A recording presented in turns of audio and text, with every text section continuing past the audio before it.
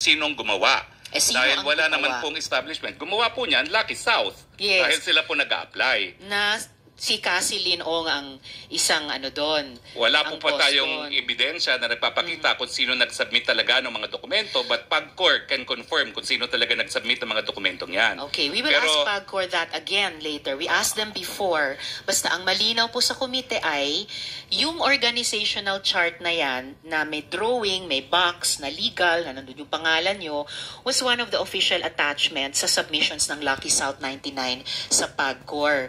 And sabi nyo nga, ang tawag nito,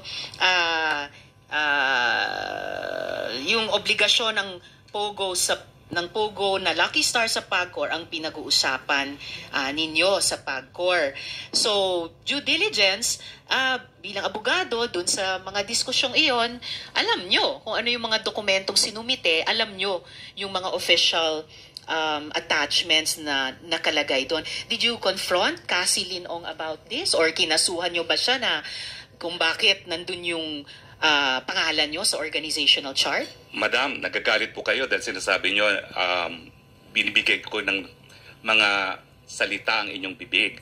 Pero right now, Hindi you naman already ako nagagalit. Sinasabi ko lang wag nyong gawin yun. Pero ngayon po, sinabi nyo, you again insinuated that I had anything to do with the document. Ayan nga po sinasabi ko.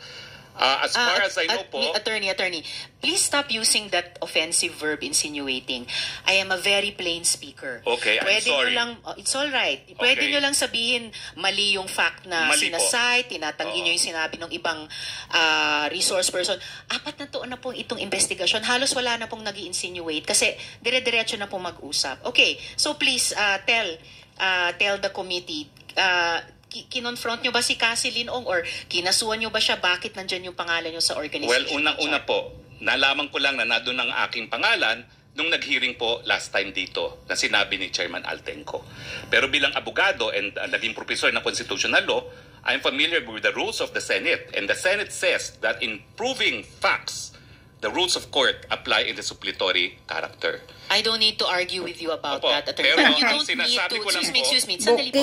You don't need to tell the committee what the rules of the Senate are. Well, I'm just citing. Yeah, correct. My answer po is that document is only evidence of its existence. Pero para patunayan po yung katotohanan na nakalasaad sa dokumentong yan, dapat meron pong testigo na nakakita ng ginawa yung dokumentong yan, o di naman kaya testigo ng gumawa ng dokumentong yan, o di naman kaya yung testigo na pumirma ng dokumentong yan. Actually, as I said earlier, excuse me. No, excuse me. Ma'am, excuse me kasi... No, excuse me. Attorney Roque. I'm sorry, madam, but I am a Yes, resource person invited. Yes, you are. Wait.